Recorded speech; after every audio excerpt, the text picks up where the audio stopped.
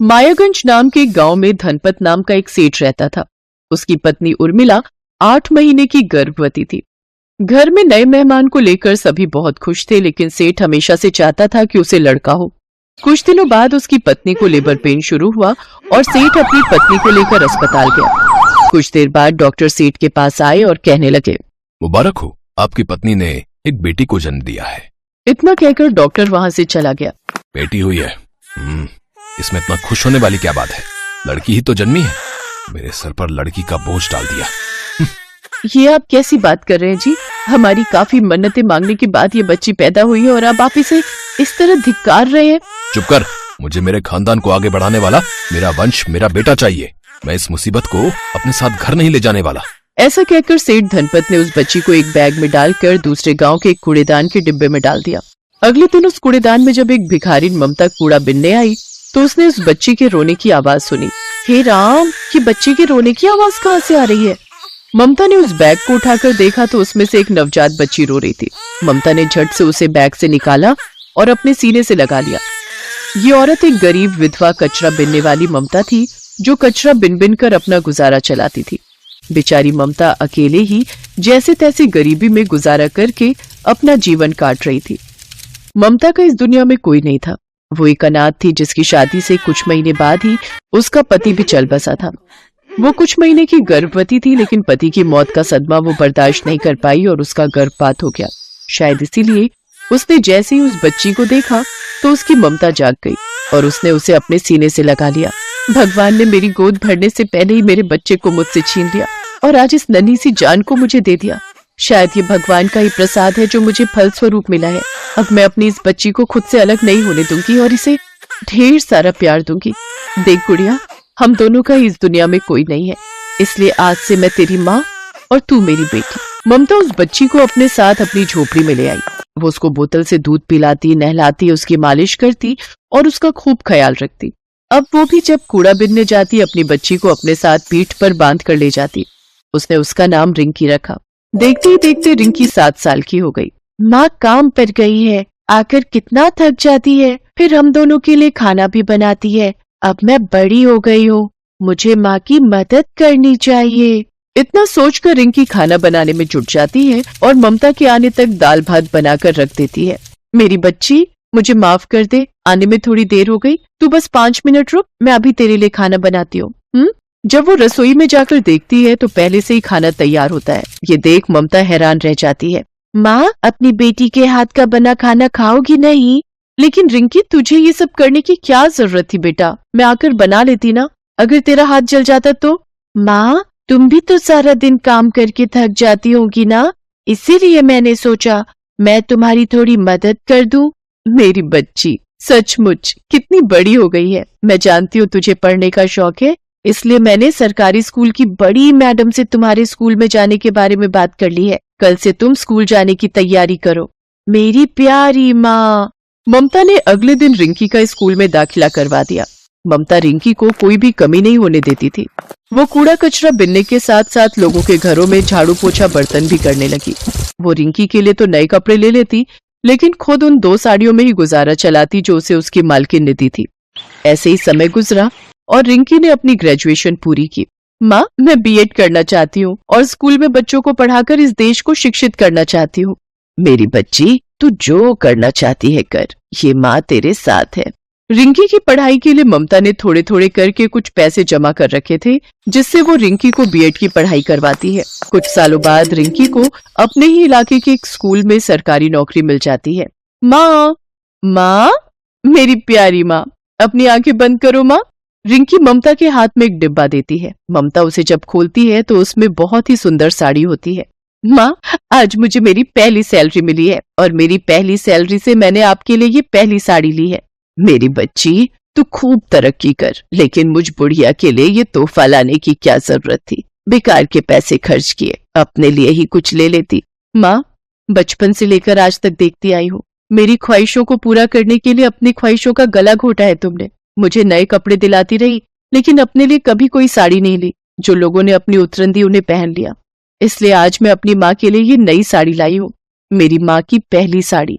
अपनी बेटी के मुंह से ये सब बातें सुनकर ममता की आंखों से आंसुओं की धारा बहने लगती है और वो रिंकी को अपने गले से लगा लेती है।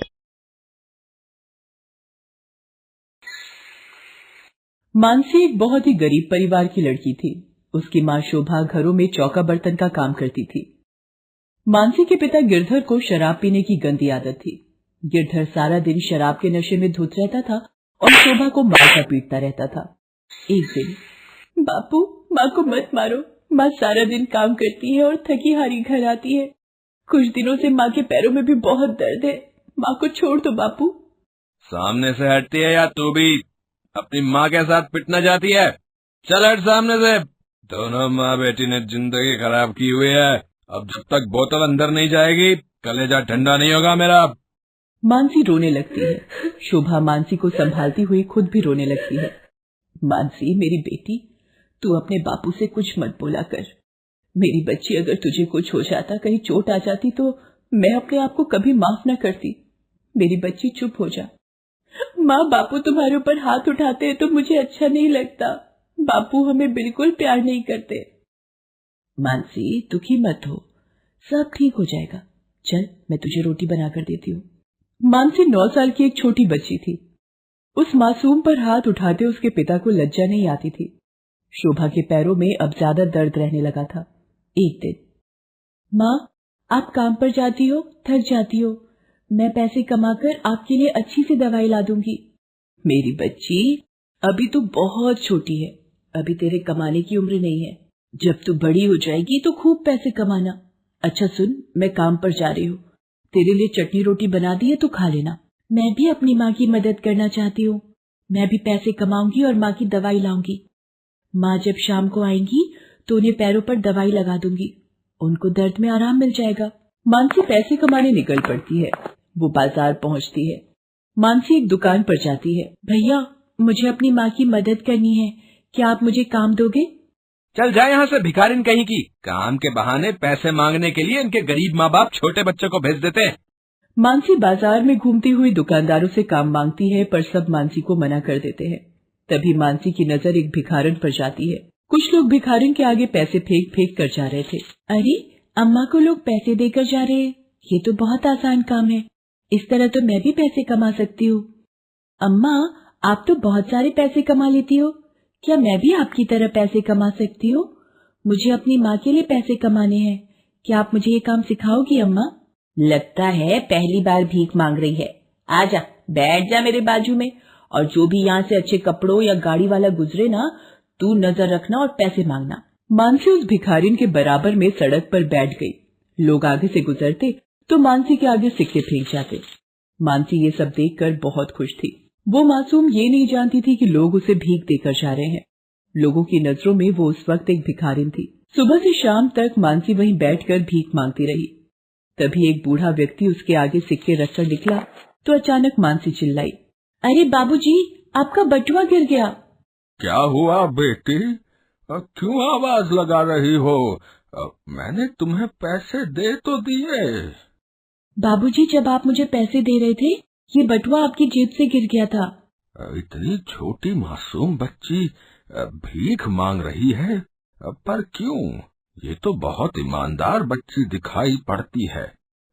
अब बेटी जरा सुनना। क्या हुआ बाबूजी? बेटी, भीख मांगना अच्छी बात नहीं होती।